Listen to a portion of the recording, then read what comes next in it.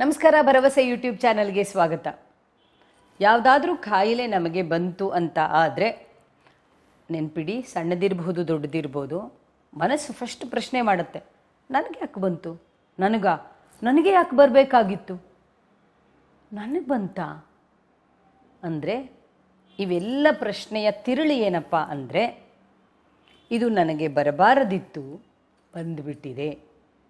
ಯಾಕೆ ಬಂತು ಅಂದರೆ ಈ ಯಾಕೆ ಬಂತು ಅಂತ ಪ್ರಶ್ನಿಸುವುದರ ಮೂಲಕ ಅದನ್ನು ಪ್ರತಿರೋಧಿಸ್ತಾ ಇದೆ ನಮ್ಮ ಮನಸ್ಸು.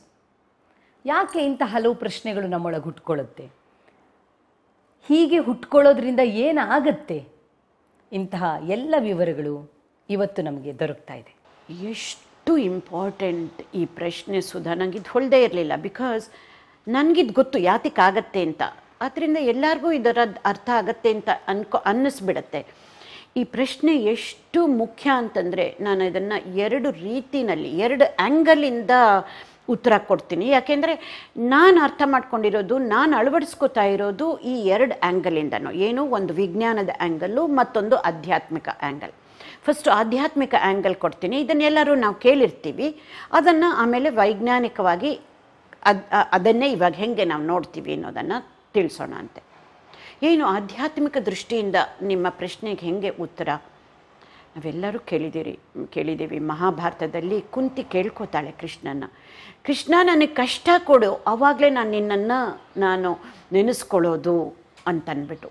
ಏನು ಹಂಗಂದರೆ, ಕಷ್ಟ ಬಂದಾಗ ವೆಂಕಟರಮಣ ಅನ್ನೋ ಹಾಗೆ ಬರೀ ದೇವರನ್ನ ನೆನೆಸ್ಕೊಳ್ಳೋದಲ್ಲ, ನಾವು ಏನಾದರೂ ಒಂದು ಮಾಡೋದಕ್ಕೆ ಸಾಧ್ಯ. ವೆನ್ ಪುಷ್ ಕಮ್ಸ್ ಟು ಶವ್ ಅಂತ ಹೇಳ್ತೀವಿ, ಒಂದು ಇಂಗ್ಲೀಷಲ್ಲಿ ಒಂದು ಫ್ರೇಸ್ ಇದೆ. ಆಗ ತುಂಬ ಕಷ್ಟ ಬಂದಾಗ ಮಾತ್ರ ನಮ್ಮ ಒಳಗಡೆ ಇರೋ ಸತ್ವ ಆಚೆ ಬರುತ್ತೆ, ಅದನ್ನು ಸರಿಯಾದ ರೀತಿಯಲ್ಲಿ ಹೋಗೋದಕ್ಕಾಗಿ.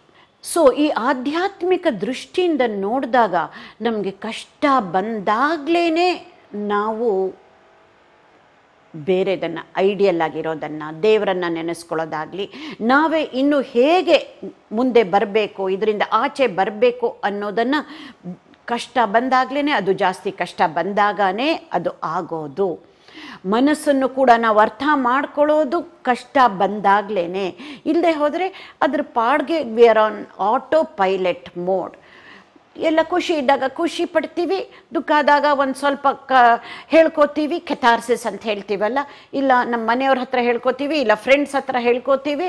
ಅದಂತೂ ಇತ್ತೀಚೆಗೆ ಥೆರಪಿಸ್ಟ್ ಹತ್ರನೋ ಕೌನ್ಸಿಲರ್ ಹತ್ರನೋ ಹೋಗ್ತೀವಿ, ಹೇಳ್ಕೋತೀವಿ, ಅಲ್ಲಿಗೆ ಮುಗೀತು. ಬಟ್ ಕಷ್ಟ ಬಂದಾಗ ಬರೀ ಈ ಹೊರಗಡೆಯಿಂದ ಮಾತ್ರ ನಮಗೆ ಸಹಾಯ ಸಾಕಾಗಲ್ಲ. ಹೊರಗಡೆಯಿಂದನೂ ಸಹಾಯ ತಗೊಳ್ಳಿ, ಏನೂ ತಪ್ಪಿಲ್ಲ, ತಗೊಳ್ಳೇಬೇಕಾಗತ್ತೆ. ಬಟ್ ಅಷ್ಟೇ ಸಾಕಾಗಲ್ಲ. ನಮ್ಮಲ್ಲಿ ಅಡಗಿರುವ ಒಂದು ಸತ್ವದಿಂದ ನಾವು ಆಚೆ ಬರಬೇಕಾಗತ್ತೆ. That energy that we have. ಬರೀ ಭುಜಬಲ ಸಾಕಾಗಲ್ಲ, ಮನೋಬಲ ಮತ್ತು ಆತ್ಮಬಲ, ಈ ಎರಡೂ ಸೇರಿ ಬುದ್ಧಿಬಲ, ಈ ಮೂರನ್ನು ಸೇರಿ ನಾವು ಇದನ್ನು ಮೀರಿ ಬರಬೇಕಾಗತ್ತೆ.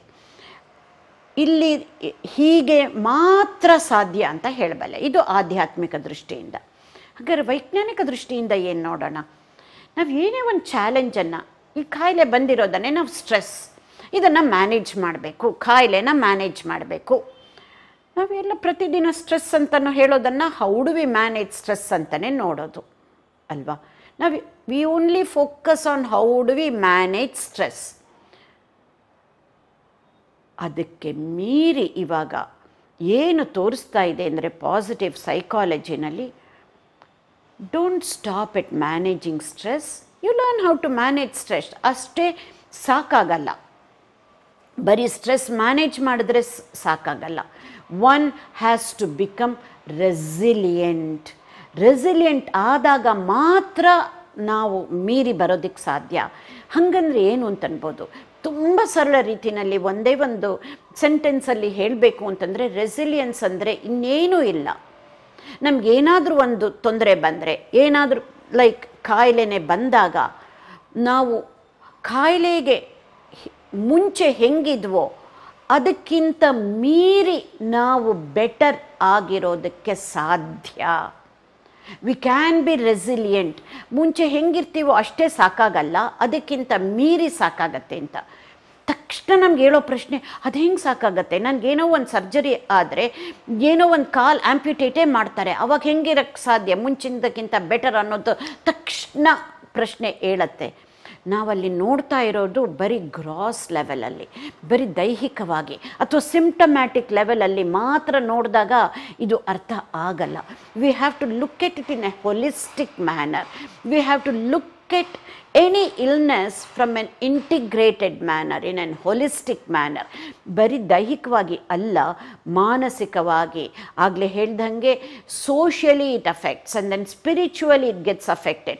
ಎಲ್ಲ ಸ್ತರಗಳಲ್ಲೂ ನೋಡಿದಾಗ ಬೇರೆ ಒಂದು ಕಡೆ ಕಡಿಮೆ ಆಗ್ಬೋದು, ಮತ್ತೊಂದು ಕಡೆ ನಾವು ಮುಂಚಿನದಕ್ಕಿಂತ ಬೆಟರ್ ಆಗ್ತೀವಿ, ಮತ್ತೊಂದು ಕಡೆ ಮತ್ತು ನಮಗೆ ಅದನ್ನು ಯೋಚನೆ ಮಾಡಿರೋದಿಲ್ಲ.